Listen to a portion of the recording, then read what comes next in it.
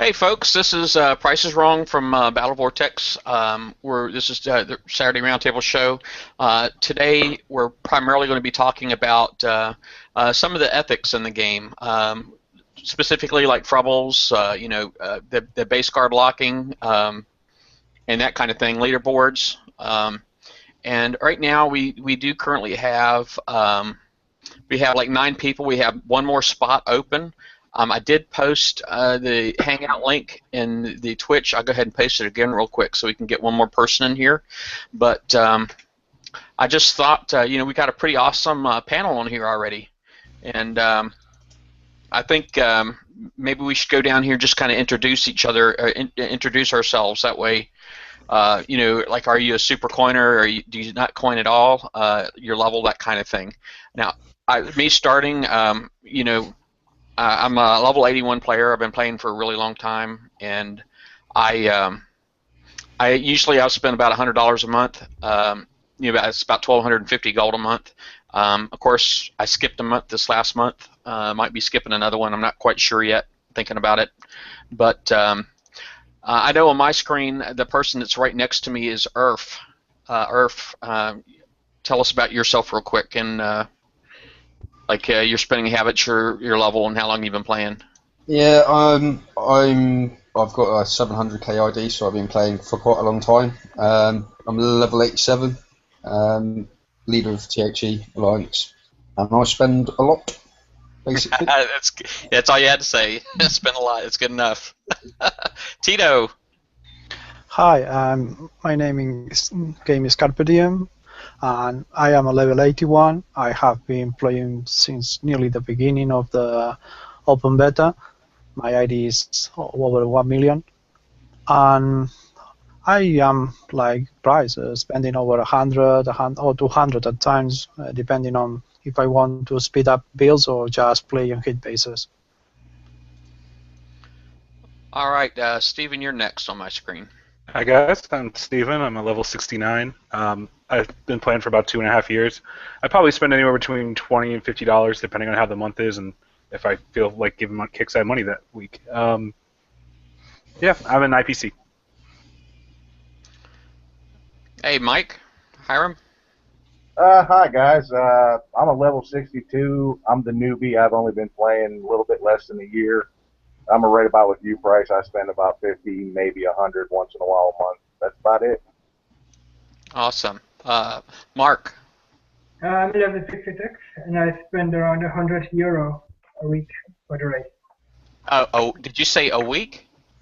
Yeah. You're a filthy coiner, man. And, I've been playing for quite some time. We're underestimating you there, Mark. Yeah. Joel. I'm a 59, been playing since the beginning of open beta, and I'm a 9-coiner. Awesome. Howard? Hi, my game name's Grieber. I'm a level 79, been playing 14 months. I've got a 15 million ID, and I dump about 2,500 coins at the beginning of the month, and that's my lot. Awesome. And Doomman? Doomman 47. I've been playing since I have no idea how long. I started about 8 months before MCX came out, I think. I've spent more than I would like to. Yeah, I think we all fit that bill. Well, I guess just to get the ball rolling, I know this show was primarily going to be like about leaderboard credibility. I know the leaderboard. I don't know how credible do you guys find the leaderboard today? I mean, as far as as far as looking for quality gamers. I mean, generally you would think that a leaderboard would be a reflection of game quality, right? And I mean, do you feel like that's does Battle Pirates do that? Nope. No. No. Anybody on here disagree? Does anybody on here think that yes at all? No, I don't think so. No. And I guess I mean, that's definitely, to me, I would think that'd be an issue for Kixeye. You know, I would think that that'd be something they'd want to resolve, because you generally tend to want to have your quality players at the top, I would think. But I know some of the tactics that are being used. I know, like, I know alliance medals and player medals. To some people, it's like a really big deal, and they really go out of their way to get that count up and to get that high placement on the leaderboards. I know some of the tactics different alliances will use is like Frubbling, and in case for those that don't know, Frubble is short for friendly bubble, and that's basically when a person will have set their base up in such a way where they can get a 25% bubble for 12 hours or a 50% bubble for 24 hours, isn't it? And they do that so that they're keeping the medals where they want them, which will be either in their alliance or, if they'll go 50% so they can keep their medals or something like that. But they'll do stuff like pulling the guards and moving turrets back, or maybe move certain turrets forward, I guess, just setting their base up so that people can hit them the way they want to be hit, as opposed to like a proper defense and a proper hit and all that stuff. I mean, I know there's a lot of people out there that do that these days, and I guess the first question I wanted to ask the panel, and I could probably just go down the line, I mean, can anybody on here think, is there ever a good reason for that, for Frubbling? I mean, aside from leaderboard type excuses. Yeah, I think Go ahead. I think they're just scared of getting hit or something. I don't know. You think it's just a fear of getting hit? Yeah. So you think that, I guess, so basically if you don't have the faith in your base or something like that, you can see that as an excuse for Frubbling, to make sure nobody else can hit you? Yeah. And I guess you would probably want to do that to protect like upgrades and stuff like that. Is that what you're suggesting? Mm-hmm. Yeah. Go ahead, Howard. What were you getting ready to say? I was going to say the only time I saw a good reason for Frubbling was when Op 6 came out, and the fact that if you went to bed and your base got hit 5 minutes after you went to bed, it doesn't continue building the Op 6, and it was a long enough build anyway, and you could easily add 5-6 days to the build. So an awful lot of people I saw were getting Frubbles just to keep their Op 6 build going while they went to bed. Mm. Yeah, I know in my clan, in my alliance, Frubbling is like really frowned upon, and we don't. I know I kind of took my licks for that, but I know a lot of people would just coin it, so they didn't have to worry about it, But that's not something that I would do. But go ahead. I feel like you learn something from every hit you get, so it's best just to take it, watch the video, what you can learn, what kind of fleet was it, what did they do, and how did my base react. And you're just denying yourself information every time you get a Frubble. Yeah. I Frubble some people that are my friends in my sector when they're being griefed by other players. Like a player coming in and only hitting a specific building over and over again. I'll go in, give them 25%, give them a little bit of time to recuperate. And it's really difficult when you turn level 50. I remember when I turned 50, my base couldn't withstand an attack until it was 70. I didn't need to watch the playback next day to know where the weakness was. But unless you're going to coin the turrets or the base guards to put a decent base defense in, when a level 80 hits you, you got no chance. Yeah, I guess. I mean, I kind of understand what you're saying, because you're just saying there's nothing to be learned yet anyway, because there's just nothing that you could do as far as preventing the attack and protecting your OP. There's nothing that you could learn, is what you're suggesting. And Dooman, and I guess you were talking about, like, I guess somebody was like dock sniping or something like that over and over and over again, and so you'd Frubble to help them protect their dock. Is that what I'm understanding? Dock, or if they're trying to get something done in a lab, or they're trying to upgrade a building and they just keep bunker busting the specific building, or using subs to creep in and snipe the dock, because it is a low level and they really don't know how to defend against subs very well. I'll go in, I'll give them 25%. Well, I'm kind of wondering. I guess the other tactic that I was going to talk about too was like I didn't know what the term. I don't know if there's any kind of official term like Frubble yet for when people lock up base guards. Like if you have like one alliance member will be guarding their base, and then another alliance member, or anybody really, it doesn't have to be another alliance member, but another player would attack the guard, and then they'd both go out into the corners, and basically it's preventing an attack on that base for like 5 minutes, right, until the timeout. Because I know that's like the only way that you can attack a guard without killing it, and because I know there's like a timer, like a 30-second timer like that before somebody else can go on a guard. Mm. So, I mean, do you, any of you guys can see a good reason to use that kind of a tactic? I mean, is it? I would have said before the beginning of this conversation that there was no good reason to frubble or do what you just described. But the other two panel members, what they said, yeah, I'll buy into that. Those are good reasons to give somebody a frubble. Yeah. Point. It's just when you're low level, right? I mean, but I would think that at some point, that you would expect that you'd be able to stand up on your own. I think Kixeye has kind of determined that level to be 50. But just because 50 is open game for any other level. I mean, a level 100 player can hit a level 50 player, so. But I would think that at some point, like if a level 70 player doing that Frubbling and stuff like that, I mean, it'd probably be a little different, I would think, even for those other two panel members.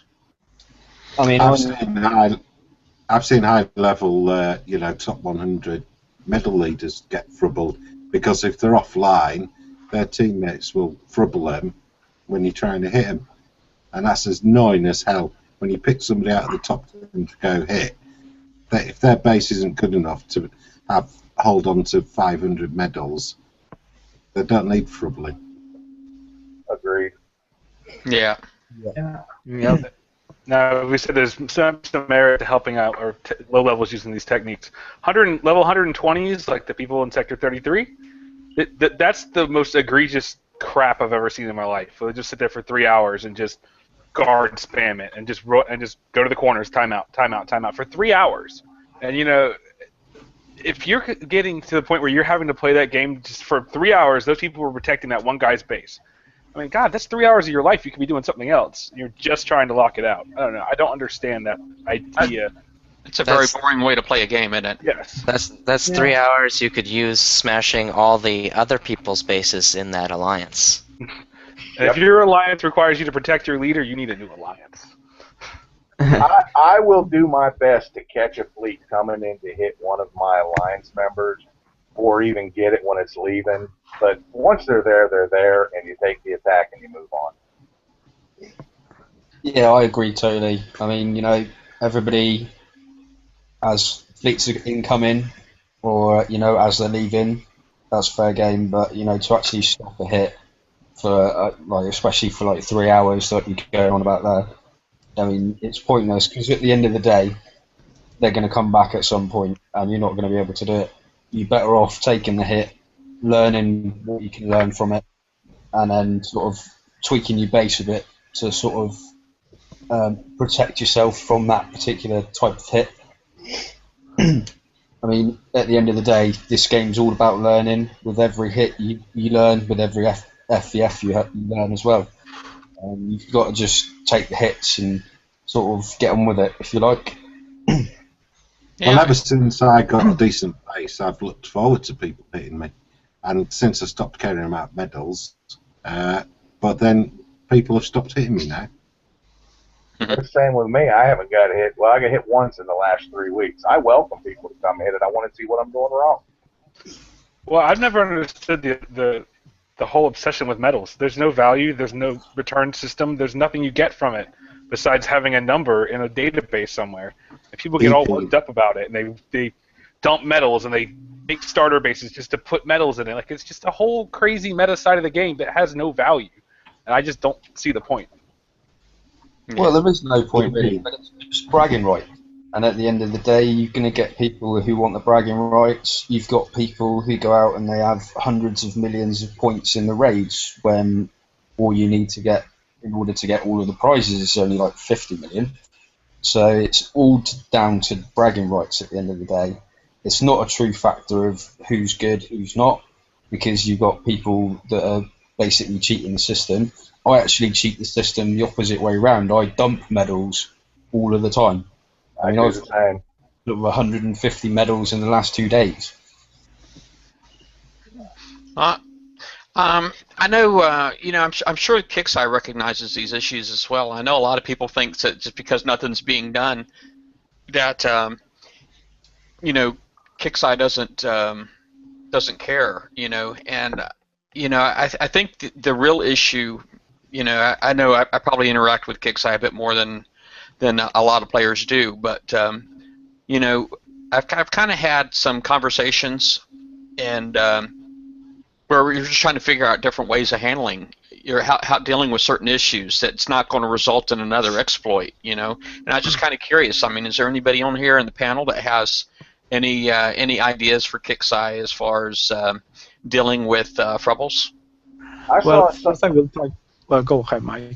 Thank you, Tito. I saw something the other day on the forum. Somebody had a brilliant idea. You change the color of the bubble. If it's a hit, it's a regular bubble. If you buy it, it's a different color. If it's an alliance member, it's a different color. And that way you know who's doing it and you just don't bother with them. So you think it's just shaming a player is really all you can do as far as dealing with it? I mean, is there any way that you can think of that you might be able to really just curb the idea altogether? There's always going to be a way around it. No, you should be able to code it that if you've got hit by an alliance member, then it doesn't give you a bubble. Even if they're 100% you, it doesn't give you a bubble. Okay, you can team up with other alliances and get them to frubble you, but at least it stops your own alliance doing it. You could very easily code that. I mean, just one quick point is every alliance has a variable everywhere, somewhere in some database. Say IPC is number 6 million or whatever, or 6,000 in their list of alliances. So they just have to make that code for that piece of variable match. If it's this, they can't bubble, or you can't engage with a defending fleet, which wouldn't be that hard to do. That, like you said, it wouldn't stop everybody, but it would stop alliance on alliance, at least guard timeouts. Well, but the only problem with that is how many people have starter alliances or alliances you're allied with. You know, I could call you up and say, hey, your guys bubble my guys, and I'll bubble your guys. Yeah. Yeah, there's no way you can stop that one. No. I mean, for alliance on alliance, within the alliance, one way you could do it is, I mean, obviously, like you said, code it such that if you do get a bubble, that from your own alliance, it starts like a detraction from your medals or something. That could be one way of doing it. Or I know in Vega they have a situation where if you're bubbled and you attack a fleet or a base, it pops your bubble. That's another way you could do it, I suppose. Don't know if anybody else has got any other ideas on it. Well, first, my input about if Frubbling is at any moment acceptable. I think it is not if you are a coiner and you are in a challenge for the challenge in the game. But I can see some of the low levels, especially when they are 50, if they are non-coiner, a day of the ship you are getting smashed because you went to sleep, and when you get back you have still to repair, and because during that time your dock doesn't repair the fleets that you have already smashed, could be the one reason to do it. But when it comes to the holding medals, I don't see any time anything that could give you the right to get a Frubble. My idea for all that people that Frubble to keep medals would be that Kixeye penalize them. Let's say an amount of medals for each of the hours that you keep the bubble. Let's say 2, 3, 4, 5 medals per hour that you keep the bubble. So this way they will first not try to get the bubble, and if they try it, once they have the fleet and the turret repair, they will try to pop the bubble fast so they don't keep losing medals. That's a good idea. I wouldn't mind that. Very interesting. There's somebody in the Twitch chat. Well, actually, I've had Purple. He told me that that one tactic was called blocking. I guess with the the alliance or tying up the guard. He said it was called blocking. But there was somebody else in here. I think it was Pobes999 says get rid of bubbles altogether. I can't do that. No. Nope. No, it's 16-hour repairs on your turrets. Yeah, that's No, true. they changed that. The 22-hour rocket repairs pad. will reduce it. I think now they are about 7 or 8 hours. The level 5. Yeah, somewhere around there they changed it. They did the dock also, from 4 hours to hours and a half. I think that the only thing they should do is the all post that is still 18 hours. If a guy is if is giving you just the 50% damage that you have, if it hasn't reached the 50% and they hit your all post or something like that, that guy is never going to be able to jump because each 12 hours his bubble will pop and they will be able to do that again. So I think that the all post should also change from those 18 hours. Bases should start repairing as soon as the attacks finish there, because I've woken up in the morning and found that I've been hit for 30% just after I've gone to bed. I've got 2 hours left of the bubble and I've got 8 hours repair. That or the bubble timer countdown shouldn't start until you actually log into the game. Yeah, that'd work. Yeah, I like the first idea because what if you don't log in for a week and then your base is just sitting there? Nah, I don't think it should hold for a week until the countdown. Well, at the same time, you don't. I know there's. I've had complaints before on the show where I talk about, you know, you still got time left on your bubble, but you go to pop on a base and to find out that the base that you're trying to hit is actually dead. So if the bubble timer doesn't actually start until that person logs in, that dead base would be wearing a bubble, so I never would have hit it. So maybe that's. I don't know if that's a horrible idea at all. You know. I like the repair idea immediately after the attack better. Yeah, that's true. Because then at least that base wouldn't have been dead anyway, right? That one. Correct. Yeah. In the past, the bases were not repairing at the point that they started to repair by themselves. I don't recall bases ever repairing by themselves. I remember they had a little trial with the dock repairing by itself. That was just certain people. I wasn't one of those people in that trial, but I remember them talking about that. Yeah, it's easy to implement. Why don't you just do it? Yeah. Yeah, they have the script. It's just adding it to all the people. Yeah, but it's simple why they didn't implement it after the trial. They realised the amount of coins they got went down. Yeah. And that's not even really a bad thing. I mean, I understand that they need to make a little bit of money, and there has to be something that either costs you playtime or you have to spend, 80 cents to repair your dock in total real money? Yeah. I mean, at the end of the day, I mean, what a lot of people are more concerned about, I mean, let's be honest, if they were to set it so that it repaired everything, but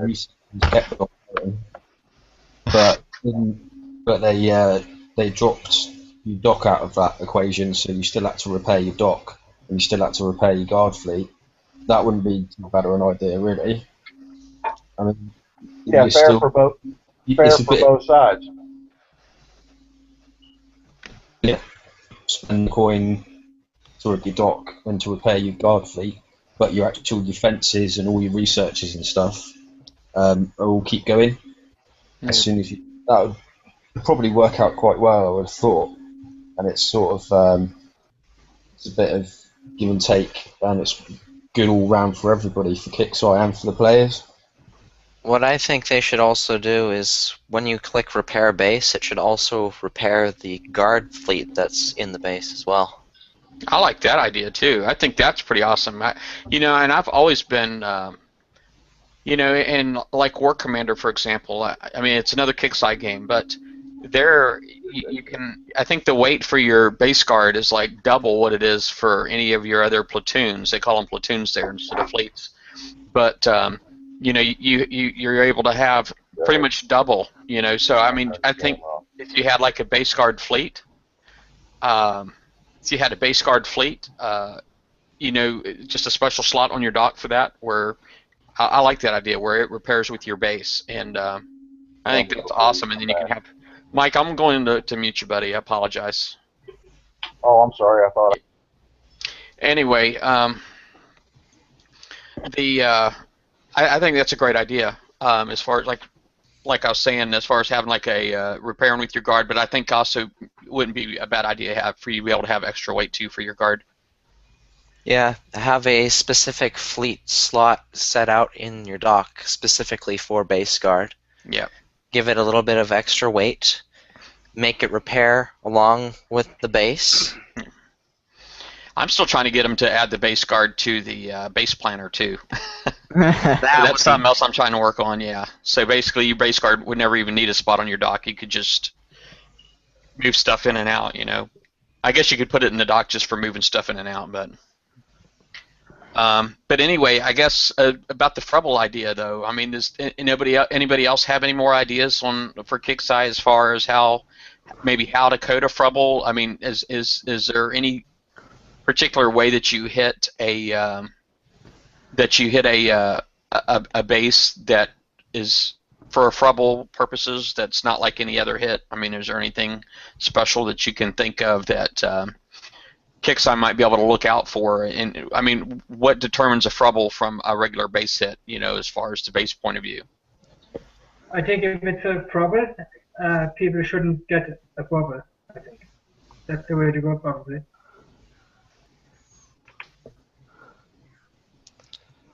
Okay.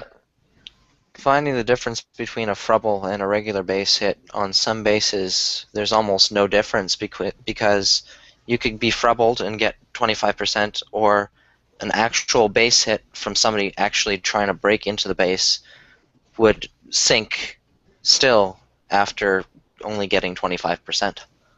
Yeah, I've had that happen on my base. Or people prepping you and they over prep you and, you know, give you a bubble. So there's no way you could code for it. Yeah. And alliances is complicated because how many alliances are so big that 100 is not enough. So you need to make a alliance 2 and alliance 3, and it comes as a different alliance, so it wouldn't be the same alliance, and actually it is. Well, maybe how about the blocking then? Can anybody think of? I mean, is there any way that you can deal with the whole blocking thing? Well, I mean, you could code it such that an alliance member can't hit another alliance member if their fleet is guarding. Yeah. I mean, that seems the simplest way of doing it, really. If you're guarding a base, you can't be hit by another member of your alliance. Simple as that. But if you do that, and I want to use the block on you, I only will drop my attack, block you, and when the guys come back, I will ask the leader to get me back. Yeah, but that has its disadvantages. You lose all your alliance bonuses that you've given to that week. You've got to get your alliance points again.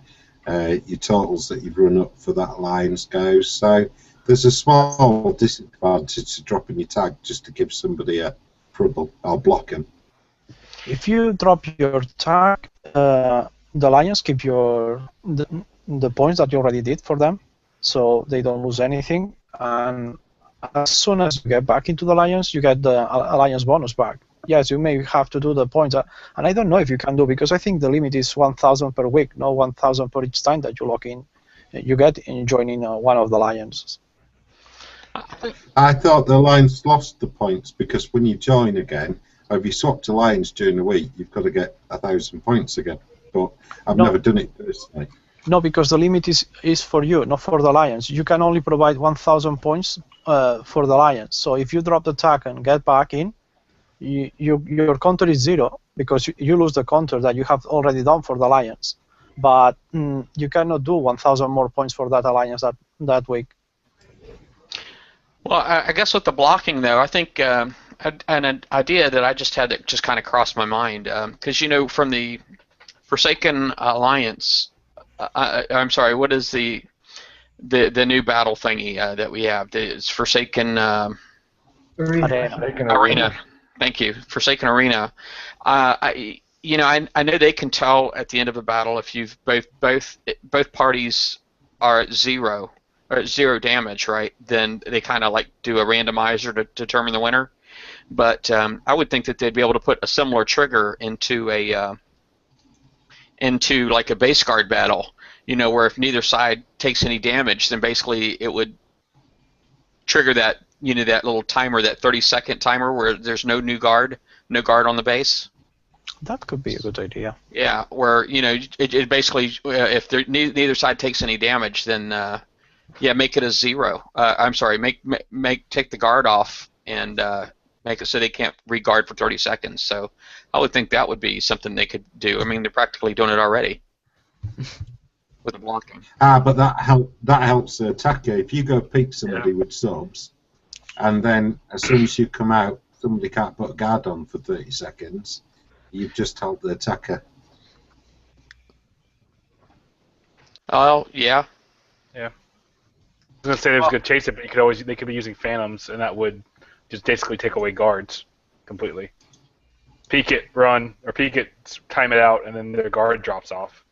Yeah, or pick with a sub that they cannot spot and just keep on one of the corners, and the guy is looking for you all the time, and if you don't do any damage because he doesn't find you, it's game over for the guarding.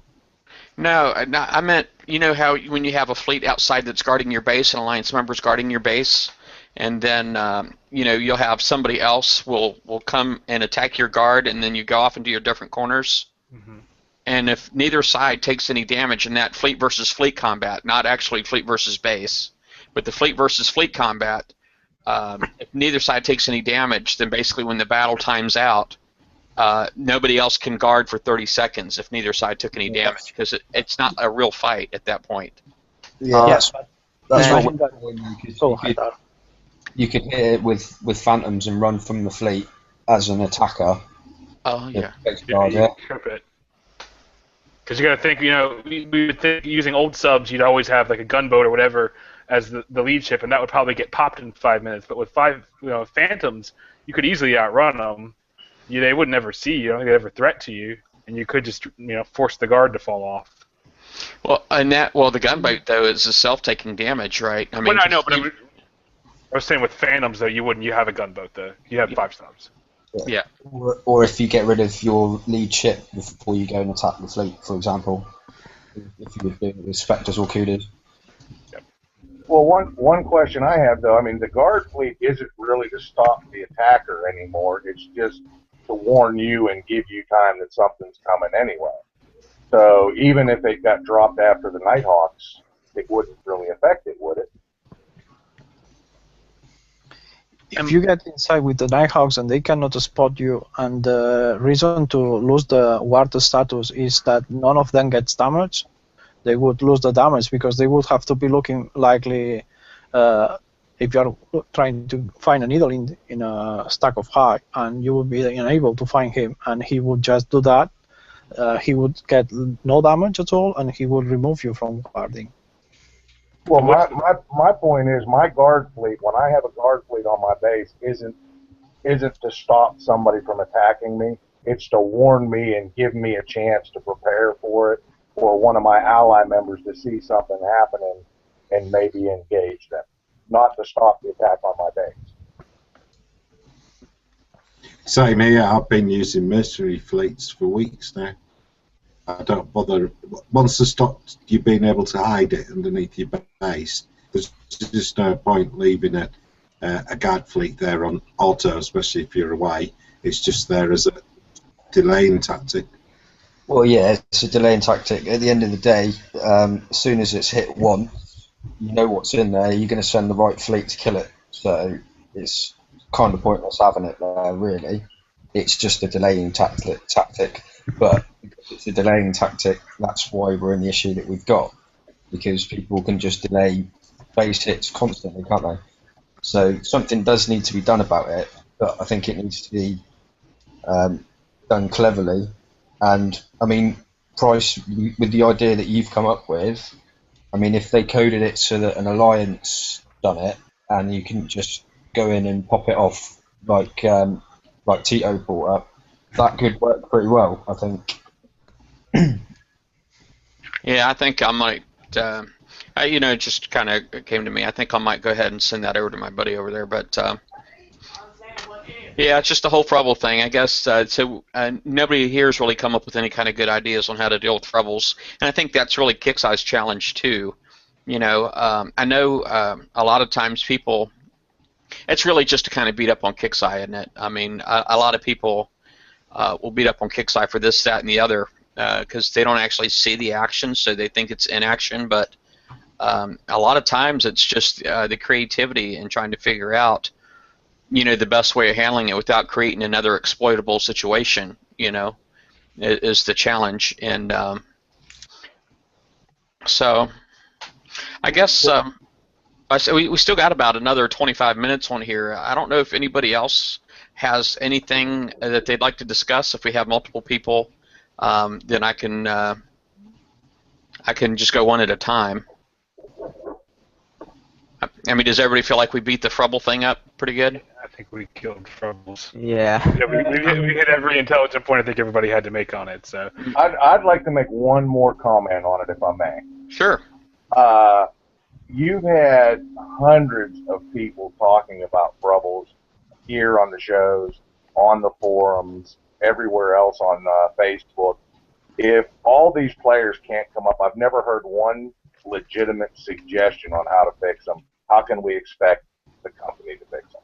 That's all I have to say. yeah. Yeah. The only thing that I could suggest to permanently take Frubbles and blocking off the table would be to remove PvP from the game entirely, which I don't think anybody would enjoy having done. Yeah, that's what drives the coining. I mean, that's like the biggest revenue thing right now. So yeah, I don't see that happening. People don't really coin for PvE, but for PvP, that's when they coin. Oh, do you really? I only play the game for PvE. I despise PvP in almost every game I play. And you spend to do PvE? Yeah, mostly just raids, but I do ship builds. Sometimes when I'm bored, I'll do a couple drag bases here and there with fleets that I know I shouldn't be hitting drag bases with. All right. Well, cool. I guess. Does anybody else on here have something else they'd like to discuss? I can start in the same direction I did the introductions earlier. Irf, do you have anything additionally you'd like to see discussed here on the panel, or? Not with regards to the current topic, but I know that a lot of people are having issues with dredges and stuff. I was just wondering whether anybody wants to put out there any sort of advice to anybody. I know all of us might attack them in different ways, and just really wondering what everybody's different tactics are that they use it. Me personally, I mean, I'll speak for myself real quick, is the beginning part, like the first 3 scouts, are really the only thing that I've gotten down so far, but I've only hit in like 4 of the new dredges so far. And the scouts, if I go in there with my stingrays, I got a fleet of stingrays, 5 of them, and each of them have 2 assault disruptors. I got 2 assault disruptors on each, so basically that's 10 altogether.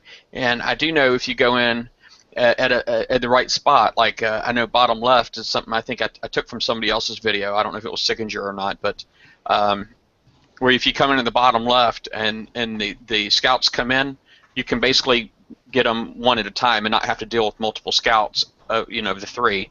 And I can do that damage free, taking out those first 3 scouts. But as far as going in and taking out, I know there's like 5 more scouts in each one that circle the island, and I haven't really got a good system for that yet. Taking out other scouts, the hulks, and the island, I haven't got a good system for that yet. Usually it takes me my whole Harlock fleet, and then I go in with my nuke cruisers to finish it off. So basically, it takes my stingrays, my Harlocks, and my nuke cruisers. I'm actually trying to plan out a Jug X fleet specifically built to take out dredges. What kind of, just out of curiosity, I mean, what kind of stuff are you looking for? I mean, I know the scouts usually take rockets. I imagine you probably want to have some kind of radioactive defense, some kind of explosive defense, maybe. Radioactive defense, ballistic defense, and explosive defense are the three things that you'll probably want to get on the Jug-X fleet if you're trying to design it specifically for taking out dredges. And You want to evade, try and minimize any amount of evade that you are going to put on, so the only evade item I would suggest putting on would be reflective panels, specifically just because it also boosts the radioactive defense. I'd agree, Dave. Evade does nothing in dredges. I've got some Jug-X that are 93.6% evade. They're one of my worst fleets for doing dredges with. anybody else?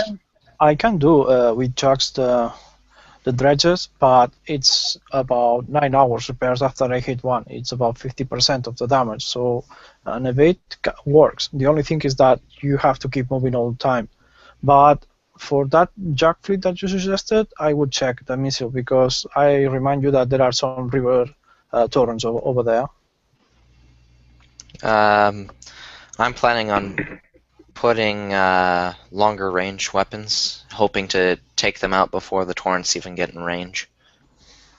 The one tip I have learned, I've got a pretty decent Kodiak fleet now, and it's got 8 Hail Bs on, and they're all retro to R10 and countermeasure loaders retroed. It shoots down every single meteor mortar, so that vastly reduces the damage you take in a dredge. You're just getting some napalm damage and some splash damage from the ballistic jabs.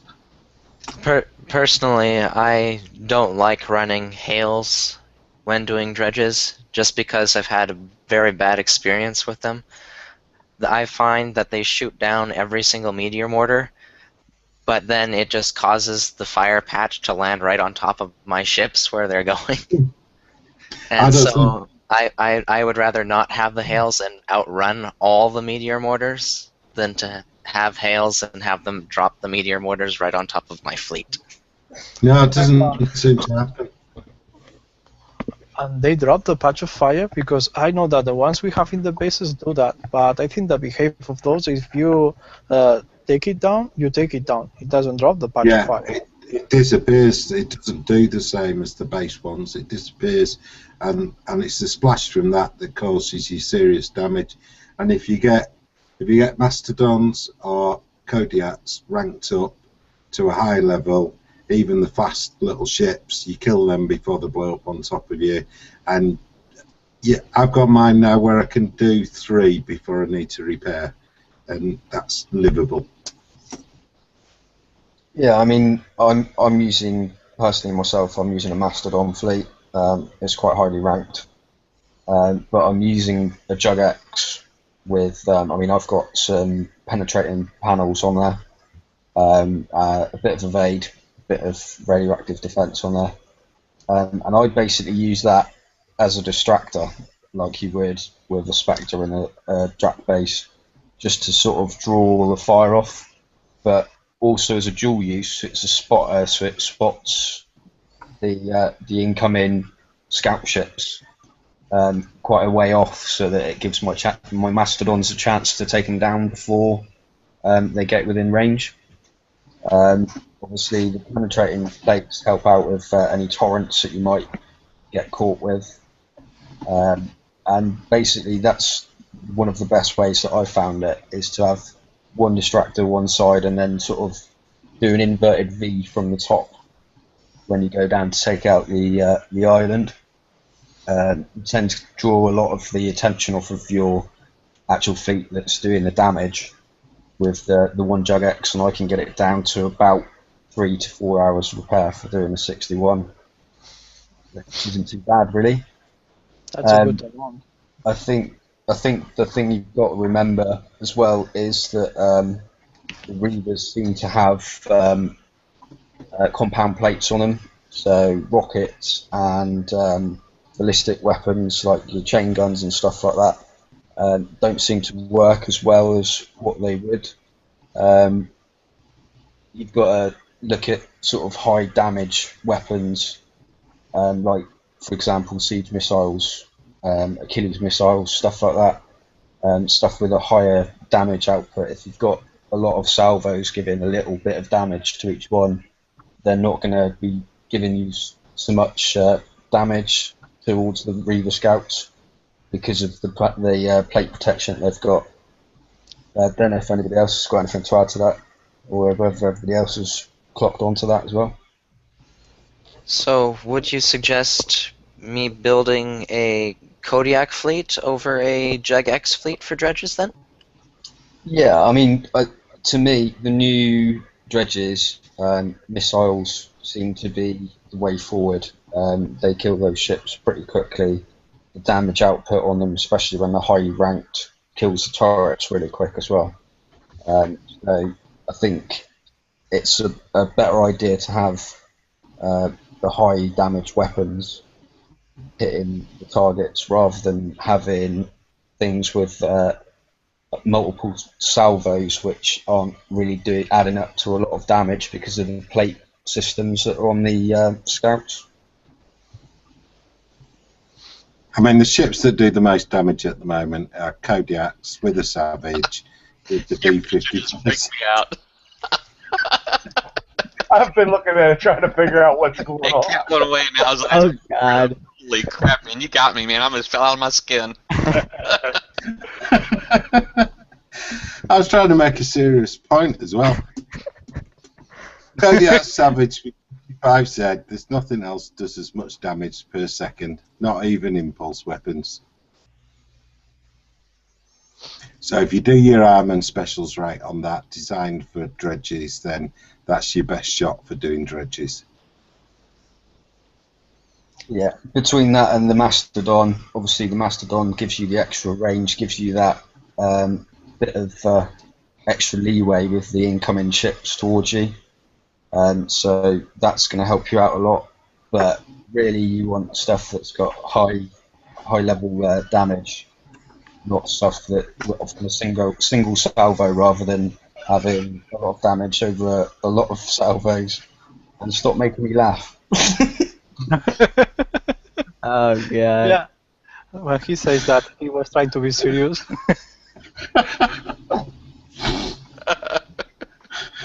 I think he doesn't want us to be serious right now. All right. So I think so. We covered the armor. We covered the types of weapons that are good on dredges, and so it definitely sounds to me like just listening to you guys that my Harlocks are probably a bad idea because it sounds UAVs. If they're using compound armor, then the Harlocks probably aren't really a good solution. So maybe I should definitely get working on my Kodiak fleet and designing that just for these dredges. Yeah, I think so. I tried my Tauren Mastodon today, and outside is doing amazing, but inside it was very slow the way I was killing them. So yeah, definitely that's CP4 or Open 3 that they have. Tita, did you have any topics that you wanted to talk about on the show? We still got about 12 more minutes, so I think we probably might have time to get to everybody on here. No, well, I got that idea for the Mastodon. I think we can share with everybody.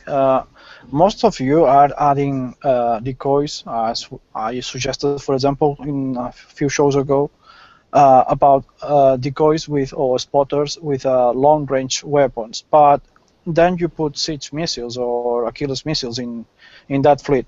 Well, a good idea is to put, especially if you are using a couple of them, something like the Cutlass one that with the solid fuel booster or the strike system will give you 94 or 96 range.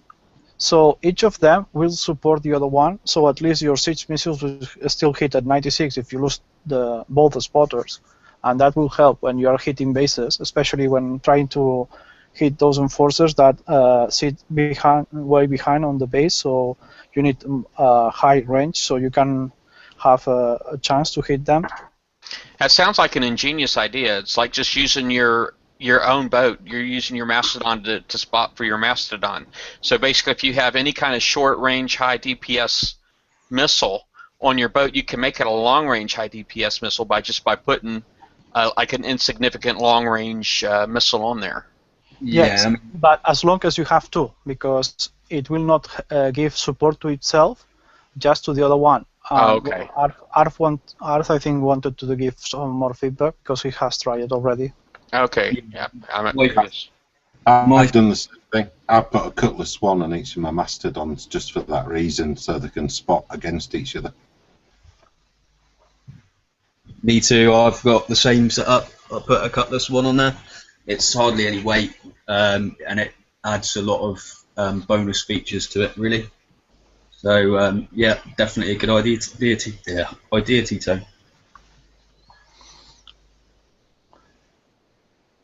Anybody else?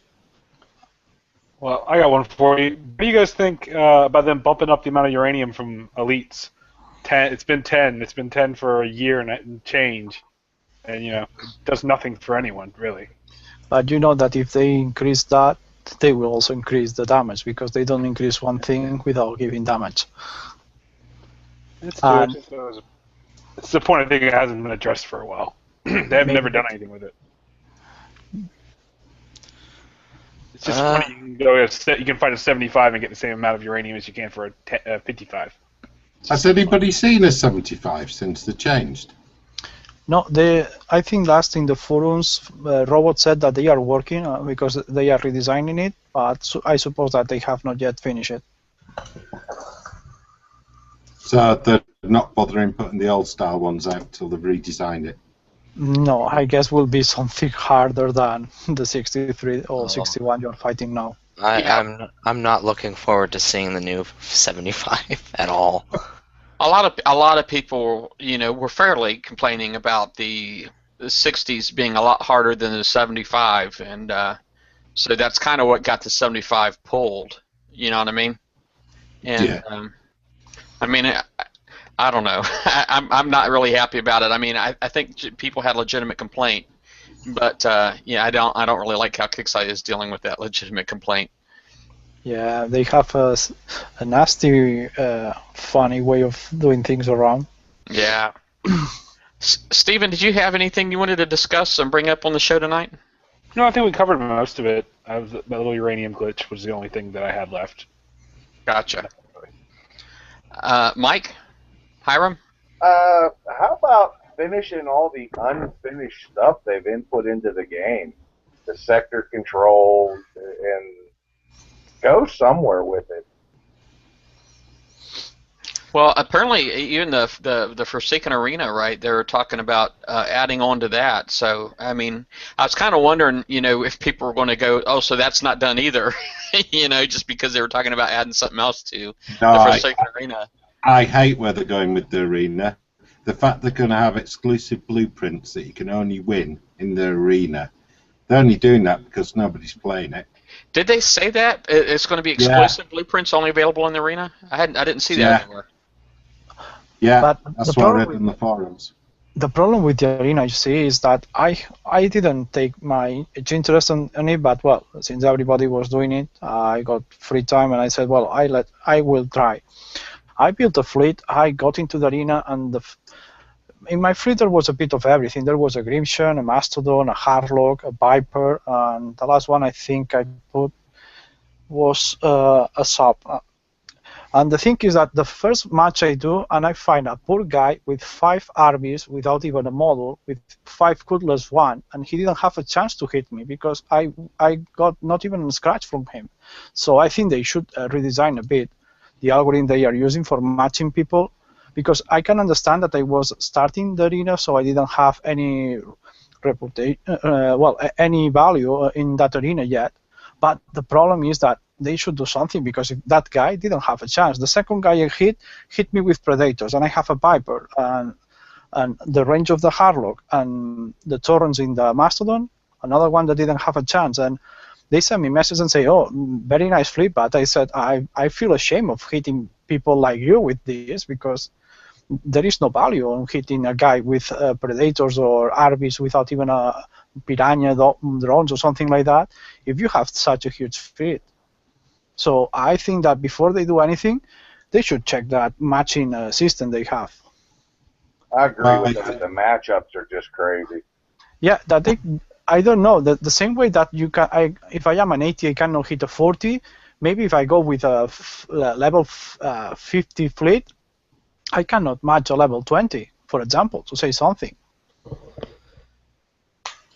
Yeah, I mean that's definitely a good way of looking at it. I think because the current matchings on your ranking within the arena, I also think it needs to have another sort of matching aspect to it with your fleet as well, because think- Well, that it's that very even itself. coming up with all sorts of stuff, which is Like, sorry, mate, you carry on.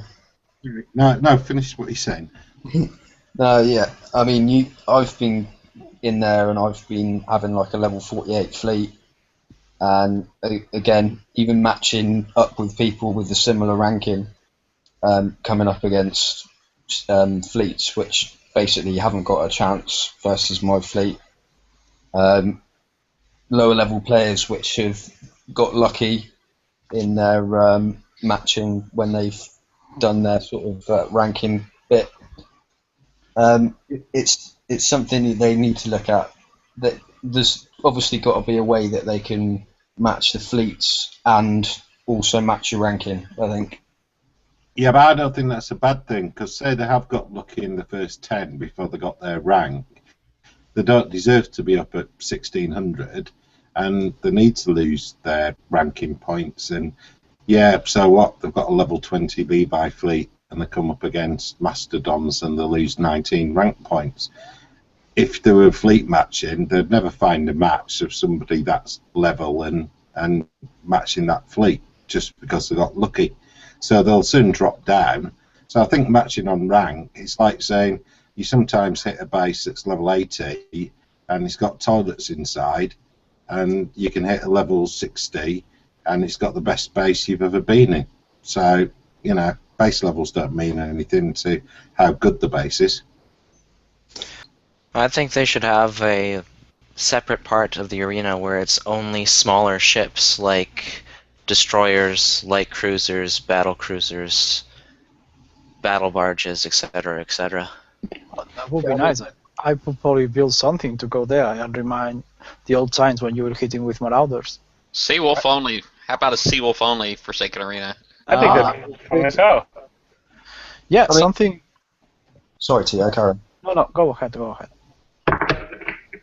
Basically, all I was going to say was, or at least put categories in there. So, for example, submarine category, you know, a surface ship fleet to fleet category, perhaps a base category, something like that. So you've got different categories that you can go into in sort of like separate sort of the arena out a little bit, so that you're matching fleets against fleets that are quite similar, so it's actually measuring the skill rather than the fact that you've got a fleet that's overpowered compared to the other person's. As much as I hate running up against subs with a surface ship, I don't think you ought to separate them, because that adds another element of skill. You got to build that fleet to be able to take out them subs and that fleet versus fleet. I mean, that's part of real combat. I was going to mention too, I would imagine that'd be kind of a moderating nightmare for Kickside. They'd almost have to have a whole team of people, you know, just to make sure that, you know, people weren't abusing the system. You know what I mean? Like if they went into a Seawolf only arena with Kudas or something, you know? Yeah, that's true. I don't mind it how it is, but you've got to send in a mixed fleet. I always have a Viper, and what seems to work now is I take a Savage, a Kodiak, 2 Hilux. I don't care if I come against subs. I've got the Viper in there, they die, and if I come up against a big base of fleet, they die as well. Moving forward, we're running out of time quickly. Mark, did you have anything in particular you wanted to say, or? Yeah, the dredges again. Well, for doing the center island, I use 1 enforcer and 2 mastodons to kill the turrets off at the end. You said an enforcer? And 2 mastodons with it. An enforcer, 2 mastodons. Wow. Yeah. That kills off the turrets. Perfect. That sounds pretty awesome. Should make a video of that and put it up for us on Yeah, TV. I would love to see that video. Do you know how to make videos, Mark? No, I don't. Um, I have to load down each with, I think, isn't it? We'll talk to you after the show. yeah, I know. Yeah, we'll talk to you after the show. Joel, Okay. did you have anything that you wanted to mention? Nah, I think we covered everything because we're beating up all the dead horses right now. Yeah. How about you, Howard? Just to remind everybody that I think the biggest thing that makes a difference in the game is get your fleets ranked. The difference between 70% and 75% on ranking is just a huge difference. It doesn't look like it on paper, but when you sit down and work out the maths, it's a massive, massive advantage. And just rank your fleets. It's boring, but just rank them on cargoes and make the most of UI fleets when they're out each month. All right, Doom-Man, anything you want to add before we sign off? Yeah, I've seen that Kixeye has been trying to push missiles out into the game. I would like to see them try and bring ballistics back as well. I've been trying to push it forward in the wish list for about 6 months now, or something like that. Because ballistics have just gone nowhere since impulse launchers and UAVs came out. Okay. Especially, I agree with you, but some way I think that what happened is that ballistic became the launchers, because the ballistic died with the wall 6, as it was able to stop any guy, and they have to sit there just to kill those walls. All right. Well, I think that just wraps up the show tonight. I do want to thank everybody on the panel for joining tonight. I think we had some really good conversation on here. Sadly, we didn't really get anywhere with the Frubbles, but I know Kixeye's been working on it for a while themselves, and they hadn't really gotten anywhere either. But I do still get people writing me saying, "Hey, you need to tell Kixeye they got to do something about these Frubbles," and yeah, I'm at a loss. I really don't know what they could do.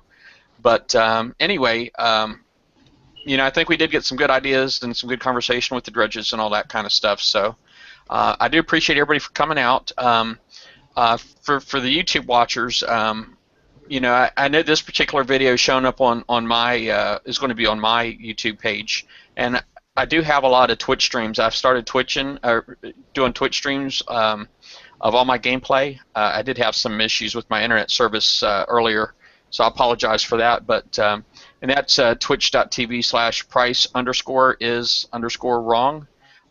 The page for the show, for the Battle Vortex show, can be found at bp.battlevortex.tv, and and feel free to join there. I mean, we always put updates. The latest shows are always pinned, and we have our regular Thursday night shows there. So again, that's bp.battlevortex.tv. So I guess I'm gonna go ahead and sign off, and thanks everybody for coming out. Bye. see ya. Bye. Later. Yeah.